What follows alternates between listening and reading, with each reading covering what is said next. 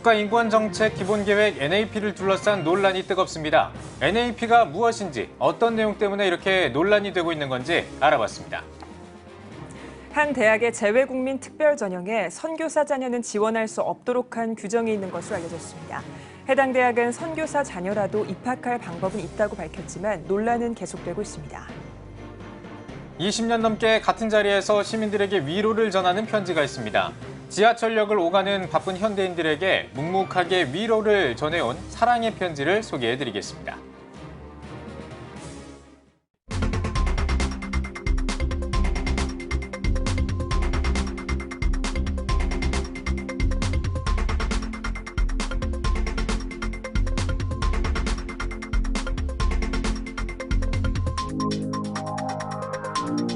시청자 여러분 안녕하십니까? 9월 27일 목요일 CTS 뉴스입니다. 국가인권정책 기본계획 NAP를 둘러싸고 논란이 계속되고 있습니다. 독소 조항을 폐지하라는 목소리가 날이 갈수록 뜨거워지고 있습니다. 그 이유가 뭔지 김인혜 기자가 짚어봤습니다. 우리나라 헌법에는 국민의 모든 자유와 권리는 국가 안전보장과 질서유지, 공공복리를 위해 필요한 경우에 한해 법률로 제한할 수 있다고 명시돼 있습니다. 그런데 법률도 아닌 국가인권정책 기본계획 NAP에 국민의 기본권을 침해하는 독소 조항들이 있다는 지적이 대두되면서 논란이 일고 있습니다. 그 내용을 보면 차별금지에 관한 기본법 제정 방안을 마련하겠다는 계획이 명시돼 있습니다. 특히 다양한 차별금지 사유와 영역을 포괄적으로 규율한다고 규정하고 있어 포괄적 차별금지법 제정 추진에 대한 정부의 강력한 의지로 평가되고 있습니다. 하지만 차별금지법은 동성애, 동성혼, 성적지향 등 아직 국민적 합의가 이루어지지 않은 내용이 포함돼 있고 표현의 자유와 종교의 자유 등 국민의 기본권을 제한할 수 있다는 우려 속에 반대가 높아진 상황입니다.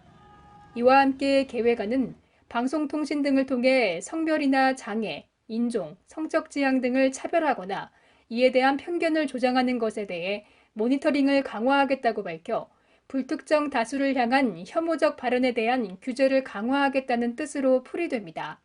이는 헌법 21조 2항이 명시된 헌법의 정신에 위반될 소지가 있다는 지적입니다. 계획안에 새롭게 인권 주체로 명시된 모든 사람이라는 표현 역시 논란이 되고 있습니다. 대한민국 국민이 아닌 사람들도 국민과 동일하게 보호해야 한다는 것인데 이는 대한민국 기본권의 주체를 국민으로 규정한 헌법에 위배된다는 지적입니다. 특히 난민을 가장한 구직자와 진짜 난민을 구분하지 못하는 등 자국민보다 난민을 우선하는 정책이 시행될 우려가 있습니다. 이외에도 근로권을 노동권으로 인간다운 생활을 할 권리를 적정생활 수준의 권리로 변경한 부분에 대해서도 반대 측에서는 헌법과 맞지 않는 조항이라고 지적하고 있습니다. 321페이지로 구성된 제3차 국가인권정책 기본계획안. 대다수 국민의 인권을 침해하는 조항이 포함되어 있는 만큼 꼼꼼한 내용 파악이 요구되고 있습니다. CTS 뉴스 김인혜입니다. 대학 2학기가 시작됐습니다. 대부분의 대학은 수시 모집 학생들을 선발하는 절차도 마무리했는데요. 수시 모집 가운데 재외국민 특별 전형이라는 항목이 있습니다. 이 전형은 외국 학교에 상당 기간 동안 재학한 학생들을 위한 겁니다. 그런데 서울에 있는 한 대학교의 재외국민 특별 전형에서 선교사 자녀의 입학을 제한하는 조항이 있어 논란이 되고 있습니다. 보도에 박세연 기자입니다. 한 대학교 2019학년도 재외국민 특별 전형 모집 요강입니다. 지원자의 자격 요건이 나와 있습니다. 먼저 해외 공무원 자녀를 비롯한 과학자와 교수의 자녀, 해외 근무 상사 직원의 자녀가 지원 가능하게끔 돼 있습니다. 다음으로 교포의 자녀와 기타 재외국민 자녀가 지원 가능합니다. 하지만 기타 재외국민 자녀 지원 예외 규정에 선교사와 유학생 자녀는 지원할 수 없다고 돼 있습니다. 지원자의 외국 재학 및 거주 자격 요건을 살펴봤습니다. 재학 요건으로 외국 고등학교 과정 1년 포함 3년 이상 중고등학교 과정 이수가 필요합니다. 거주 요건으로는 재학 기간 중 부모 모두 함께 연속 2년 이상 외국에 거주해야 한다고 명시돼 있습니다. 대부분의 선교사 자녀는 이와 같은 요건을 충족시키고 있는 상황. 해당 학교 입학처는 현지에서 일을 하고 있다는 증명 서류가 필요하다고 말합니다. 뭐 아니면 그쪽에서 자영업을 하시거나 아니면 그 해당 현지 회사에 취직하신 네, 그런 분들한테 지원 자격을 드리고 있거든요. 그래서 뭐 거기서 일을 하거나 뭐 세금을 내고 있다 이런 서류들을 그 보호자 특정 목적 증빙 서류라고 해서 제출을 해주셔야 되는데 선교사분께서는 그걸 제출하실 수가 없으시잖아요. 하지만 선교 활동과 함께 이중직을 수행 중인 선교사의 경우는 이야기가 다르다고 답변합니다. 뭐 자영업자도 하시면서 선교사를 하신다면 문제는 없으실 것 같습니다. 한 대학 관계자는 재외국민 전형의 경우 일반적으로 지원 대상 학생의 해외 교육 상황이 기준이 된다고 설명합니다. 외국에서 몇 년을 공부를 했냐 이런 것에 따라서 전형은 이렇게 지원 자격이 달라지기는 한데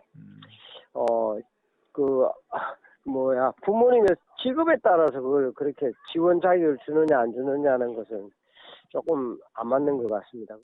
대학 교육의 발전을 도모하기 위해 만들어진 대학교육협의회는 학교의 기준을 존중한다는 입장입니다. 이건 대학의 자율성의 문제이기 때문에 그것까지는 간섭할 수 없어요. 오해의 소지가 있는 대학 수시 모집 규정. 모집자와 지원자 양방의 면밀한 검토가 필요해 보입니다. CTS 뉴스 박세현입니다. 20년 넘게 묵묵히 시민들에게 힘을 준 편지가 있습니다. 바쁘고 고단한 일상 속에서 시민들에게 많은 위로와 격려가 되고 있습니다. 사랑의 편지를 전상민 기자가 소개합니다. 사람들이 종종 걸음으로 지하철로 향합니다. 핸드폰을 보고, 책을 보고, 또 무언가를 생각하고, 반복되는 일상 가운데 각자의 하루를 준비하거나 마감합니다. 이러한 현대인의 생활 속에서 잠시 휴식이 필요할 때쯤 주위를 눈여겨보면 잔잔히 가슴을 울리는 작은 선물이 있습니다. 바로 지하철 역내에서 볼 수 있는 사랑의 편지입니다.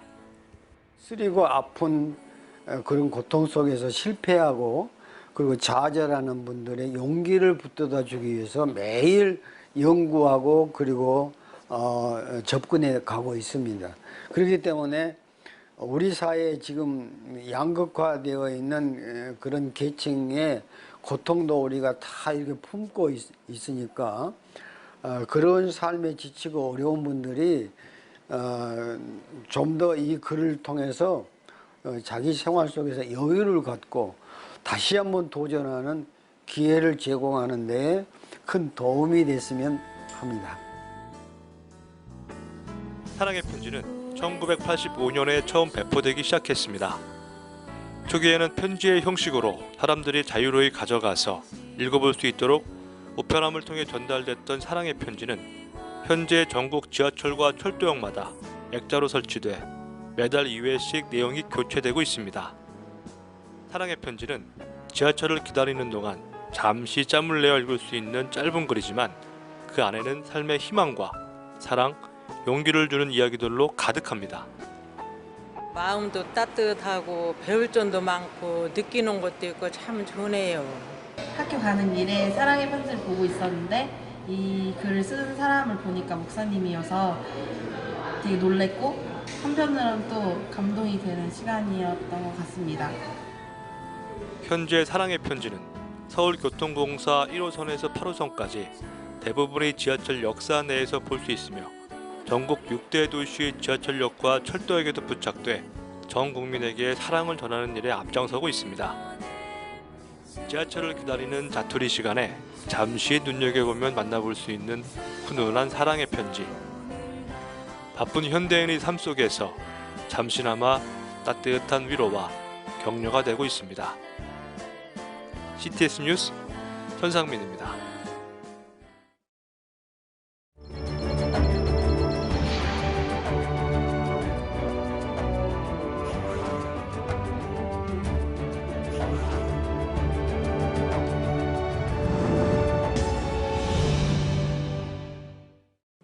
CTS 뉴스는 3.1운동 100주년을 앞두고 3.1운동의 역사를 간직한 교회와 지역, 단체들을 재조명하고 있습니다. 오늘은 먼저 전남 여수 지역에서 3.1운동에 앞장선 윤영숙 전도사의 이야기를 전해드립니다. 서세롬 기자가 소개합니다. 전남 여수시 화양면. 이곳엔 2004년 건국 포장에 추서된 순국열사 윤형숙 전도사의 묘가 있습니다. 이곳을 찾은 윤 전도사의 후손들. 사랑하는 나라를 위해 헌신했던 그녀의 공적을 되새겨봅니다. 윤형숙 열사는 그 신앙심이 남달랐습니다. 그래서 그 동사무소에다가 교회를 만들어 놓고 사람들을 모아놓고 열심히 설교하고 그랬던 기억이 납니다. 1900년 태어나 7살에 어머니를 여의고 미국 선교사들에게 교육을 받았던 윤형숙 전도사는 18살의 늦은 나이에 광주 수피아 여학교에 입학했습니다. 당시 여수와 순천, 광양 지역에선 독립선언서를 인쇄하던 중 발각돼 만세운동이 일어날 수 없었습니다. 하지만 대한독립염원의 뜻이 있었던 시민들은 광주로 모여 만세운동에 참여했습니다.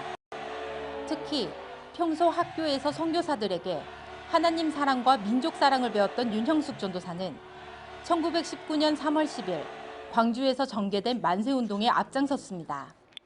1919년 3월 10일 날 광주 만세운동의 선봉에 서서 만세를 부르다가 팔이 잘리고 그 잘린 팔에 있는 태극기가 땅에 떨어지자 자기 팔을 잡는 게 아니고 떨어져 있는 태극기를 다시 오른손으로 들고 대한독립 만세를 더 세차게 불러가지고 그 많은 군중들이 보고 감명을 받고 함께 더 열심히 운동을 했다. 3.1운동 이후 불구의 몸으로 고향으로 돌아온 윤형숙 전도사는 여수제일교회, 여수중앙교회 등에서 사역하며 문맹퇴치운동, 남북통일과 공산당의 장락상을 전하는 등 개인의 이익보다 민족과 이웃을 먼저 생각했습니다.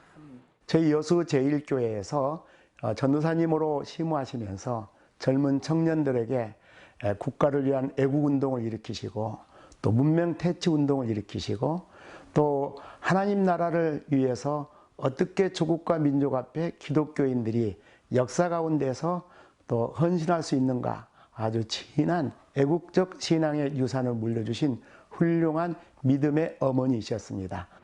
1950년 6.25 전쟁 당시 인민군의 반동분자라 낙인 찍힌 윤형숙 전도사는 손양원 목사를 비롯한 약 200여 명과 함께 인민군에 의해 죽임을 당했습니다.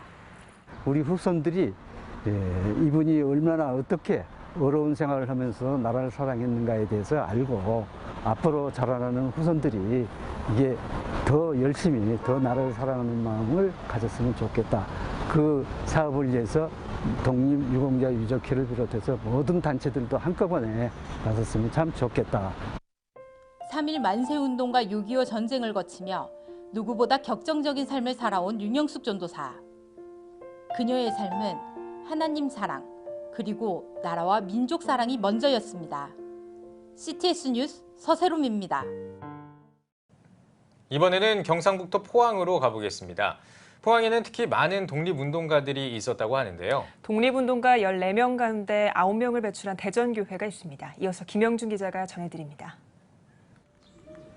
경북 포항시 송남면 대전리에 위치한 대전 3.1 의거 기념관. 이곳은 1919년 3월 22일 청하장터에서 수백여 명의 군중과 함께 3.1 만세운동을 펼친 송남면 대전리 출신 독립운동가 14인의 항일운동 정신을 기리기 위해 2001년 11월 건립됐습니다. 바로 이곳에 대한의 독립을 위해 헌신했던 교회 성도들의 역사가 있습니다. 대전교회 성도였던 윤영복, 오용관, 안도용 의사 등 9명은 교회에서 거사를 의논한 후 대형 태극기 1개와 소형 태극기 20개를 흔들며 독립만세를 외쳤습니다. 그 후 만세운동을 주도했다는 이유로 체포된 윤영복 의사 등은 일제에 의해 옥고를 치렀고 가혹한 고문으로 인해 옥사한 분들도 있었습니다. 이곳 송남면 대전리는 지금도 3.1 만세촌 혹은 만세마을로 불리고 있으며 매년 3월 1일에는 이 의거를 기억하는 만세운동 재현 행사를 열고 있습니다. 네, 교회에서 3.1 운동 기념 예배를 드려오다가 시 행사로 3.1 운동 기념식을 하게 되었고 기념식에 우리 교회가 기도로 시작하고 기념식이 진행되는 그런 시 행사로 잘 뿌리 내리고 자리를 잡았습니다. 14인 중 한 명이었던 독립운동가 안도용 의사의 손자인 대전교회 안시호 장로는 일제히 고문으로 인해 돌아가신 할아버지에 대한 이야기를 전했습니다. 할아버지께서 저기 옥구를 치르시고 고문여독이 나갖고 그 암에 돌아가셨거든요. 그러니까 그때 아버지 나이가 8살이셨대요. 어릴 때 그 기억은 고문 당하시고 오셔갖고 누워 계시는 어떤 그 기억뿐이 없으시라 그러시더라고요. 요즘 생각하면 좀 찡해요. 대전리 주민들은 주동인물들의 체포 사실을 알고도 같은 날 27일에 한 번 더 독립만세를 외쳐 일제에게 강한 독립의지를 보여주기도 했습니다. 만세운동 끝나고 난 이후에도 항상 이렇게 감시 대상이 되다 보니까 일제 순사들이 와서 이렇게 감시하고 그러면 이 꼬마들이니까 일제 순사들 보고 그냥 반자이 만세 그러고 그냥 도망간대요. 도망가고 이렇게 그러면 일본 사람이 와갖고 저놈들 그러고. 다른 지역과 마찬가지로 대전 3.1의거 역시 교회의 적극적인 계몽운동과 나라와 민족을 위하는 민족교육이 주요한 계기가 됐다고 안시호 장로는 말합니다. 기독교 문물을 받아들이고 신문물을 받아들이고 나라에 대한 어떤 애국심이라든지 그게 마음에 우러났기 때문에 그래서 만세를 부르고 이 사람들이 교합해서 가서 이제 3.1 만세 운동을 할 수 있었고 유족된 입장에서 뭐 어떻게 말로 표현할 수 없을 정도의 어떤 고마움을 느끼죠. 일제 억압으로부터 독립의지를 목 놓아 외쳤던 3.1 만세운동. 그 역사 속에 있었던 기독교인들의 헌신이 이 땅을 넘어 세계 곳곳으로의 복음 전파라는 열매가 되어 돌아오길 기대합니다. 포항시 송남면에서 CTS 뉴스 김영준입니다.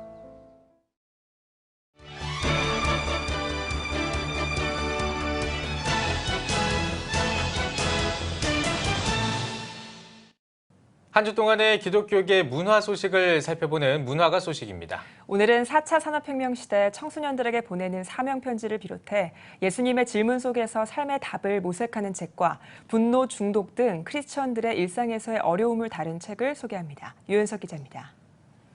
4차 산업혁명 시대, 10대들에게 보내는 사명 편지. 사명, 너를 향한 하나님의 빅픽처입니다. 이 책은 아시아와 한국을 대표하는 전문 미래학자 최윤식과 기독교 미래학자 최현식의 공동저서인 급변하는 이 시대를 통찰하고 다시 사명이다의 청소년 편으로서 하나님이 나에게 주신 사명을 발견하는 방법과 과정을 아버지가 자녀에게 보내는 편지 형식을 통해 구체적으로 담아냈습니다. 나는 누구인가라는 사명자로서의 정체성, 사명이 무엇인지, 왜 중요하며 왜 필요한지, 믿음의 선배들은 어떻게 사명을 발견했는지, 사명을 찾기 위한 3가지 질문과 하나님이 사람을 세우시는 5단계 등의 내용들이 담겨 있습니다. 각 챕터가 끝날 때마다 몇 가지 질문들을 덧붙임으로써 공동체 혹은 개인적으로 피드백하고 정리해 볼 수 있는 시간을 갖도록 했습니다. 예수님의 질문 속에서 삶의 답을 찾다. 예수님의 모든 질문입니다. 만약 예수님이 질문을 하시게 한다면 우리는 그분의 다른 모습을 보게 될 것인가? 저자는 마태, 마가, 누가, 요한의 사복음서와 사도행전은 예수님의 입에서 나온 거의 300여 개에 달하는 질문들을 재현한다고 말합니다. 예수님의 질문 중 많은 것들이 오늘날 우리 삶에 중요하게 적용될 수 있는 것들. 26개의 개별적인 주제 아래 신약 성경에 기록된 거의 300개에 이르는 질문을 다루는 이 책은 예수님께 중요한 것이 무엇이었는지, 그분은 우리가 무엇을 믿기 원하시는지를 살펴보게 합니다. 저자는 역사상 가장 위대한 인물을 바라보는 이 특별하고 포괄적인 관점이 당신에게 격려와 도전을 줄 것이라고 강조합니다. 내 안에 지긋지긋한 거인들과의 한판, 골리앗 끝장내기입니다. 삶을 위협하는 골리앗과의 위태위태한 동거의 길들여진 이 시대. 이 책은 매일같이 괴롭힘 당하면서도 막상 겨를 엄두가 안 나서 속수무책으로 놔두는 거인들이 우리에게도 있는지 묻습니다. 친숙한 다윗과 골리앗 이야기를 통해 현대인들의 5가지 대표 골리앗, 두려움, 거절감, 안일함, 분노, 중독과의 사투를 현장감 있게 다뤘습니다. 눈에 띄는 사역의 성공을 거뒀음에도 한편으로는 극심한 불안장애에 시달렸던 저자는 이 책에서 자신의 분투를 솔직하게 공개하며 우리 삶에 자리 잡은 거인들과 미뤄둔 싸움을 시작하도록 도전하고 있습니다. CTS 뉴스 유현석입니다.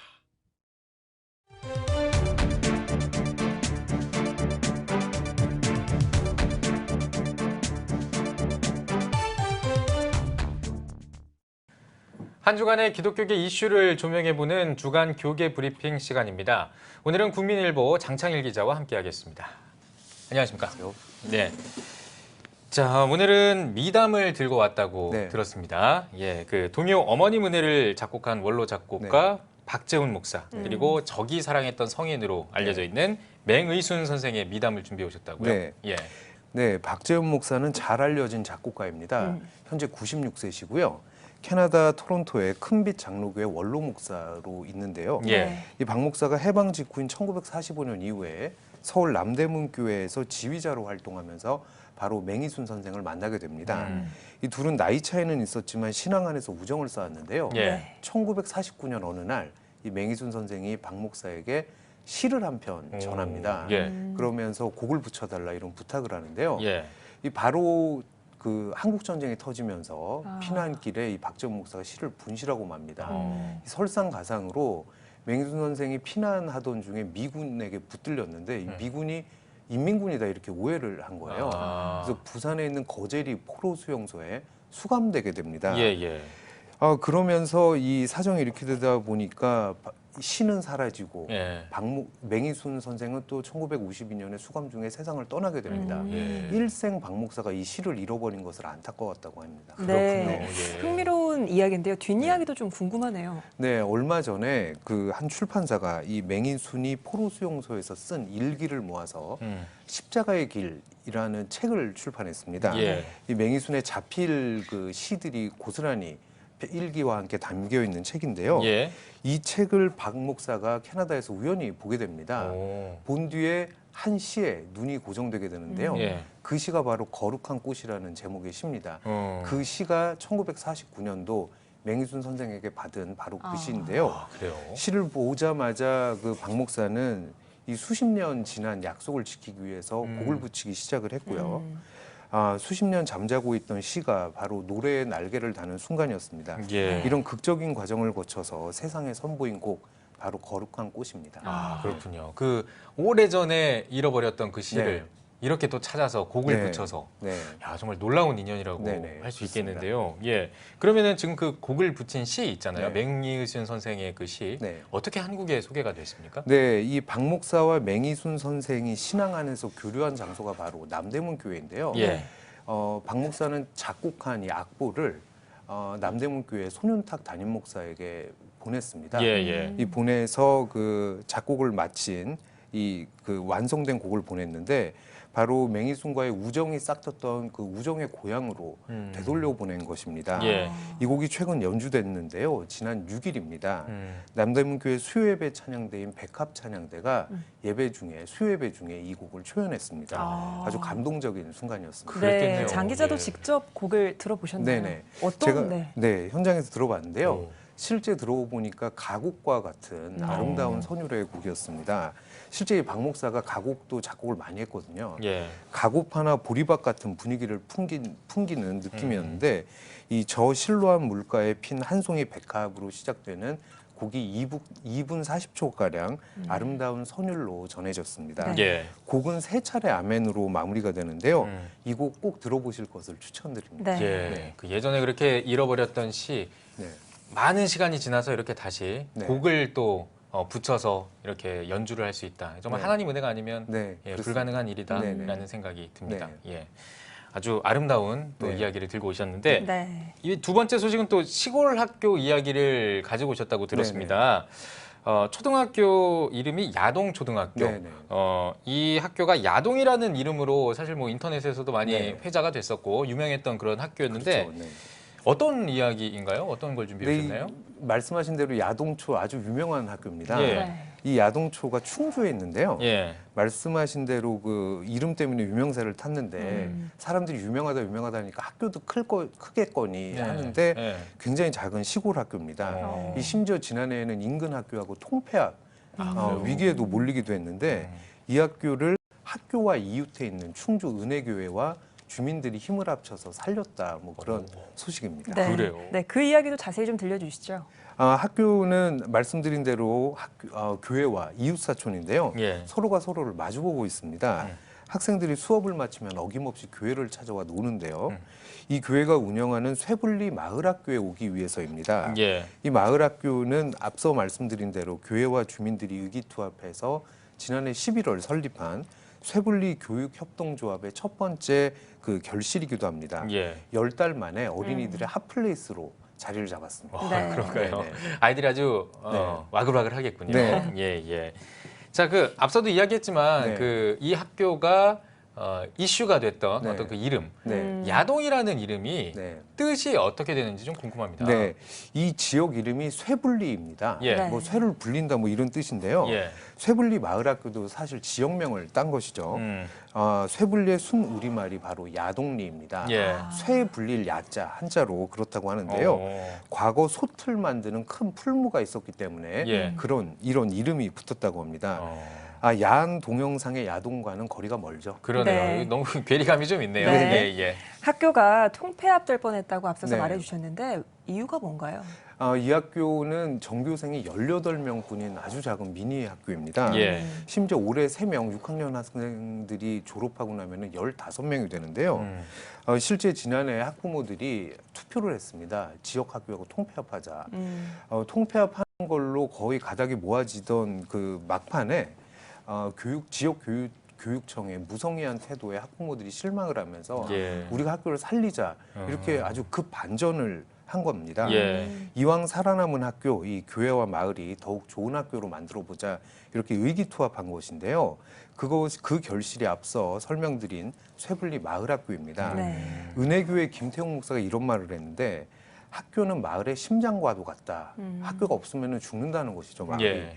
그런 의미에서 쇠불리 마을학교는 이 마을의 심장을 지키는 이 최소한의 마지막 안전장치이기도 합니다. 네. 예, 그렇군요. 자, 그럼 궁금한 게 생겼는데요. 이 쇠불리 마을학교, 여기에서는 어떤 것들을 가르칩니까? 네, 영어와 논술, 동요, 공예, 요리나 악기 연주 같은 것들을 가르칩니다. 예. 이게 서울 같은 대도시에서는 아주 그 흔한 그런 과목들이지만 예. 이 시골 마을에서는 특별히 이런 배려가 없으면 배울 수 없는 예. 그런 과목들입니다. 아이들에겐 큰 기회가 생긴 건데요. 예. 그런 면에서 교회는 야동초 학생들에게 놀이터이자 학원이기도 한 셈입니다. 일단 교회 오면 늦은 시간까지 집에 가지 않는데요. 이 교회에서 숙제도 하고 저녁밥도 먹고 늦게까지 놀다가 네. 간다고 합니다. 예, 네. 그렇군요. 네. 이야기 잘 들었습니다. 네. 수고하셨습니다.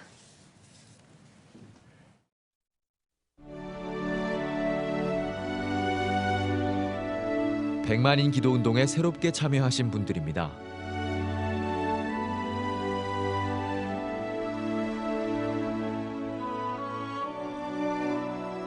백만인 기도운동을 통해 보내주신 후원금은 국내는 물론 전 세계를 향한 CTS의 영상 선교 사역을 위해 소중하게 쓰이고 있습니다.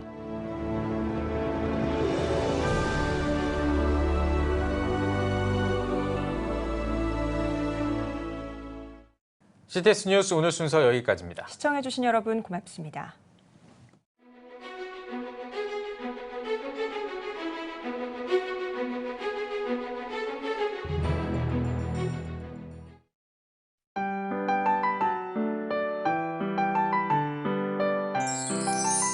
세상에 빛으로 오신 주님, 주님을 찬양하며 경배를 올려드립니다.